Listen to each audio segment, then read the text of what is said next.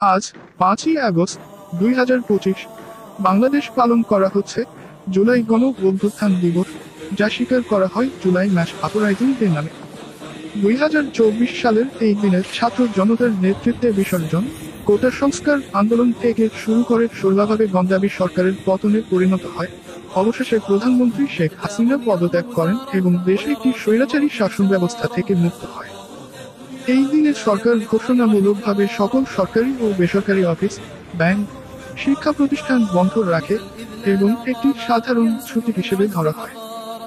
11টায় বিভিন্ন জেলা স্তরে শহীদদের প্রতি ফুলেল শ্রদ্ধা নিবেদন ও র্যালি, বিকেলে জুলাই ঘোষণাপত্র পাঠ, রাত 8টায় বিশেষ সাংস্কৃতিক অনুষ্ঠান সহ দিনের কর্মসূচি অনুষ্ঠিত হবে।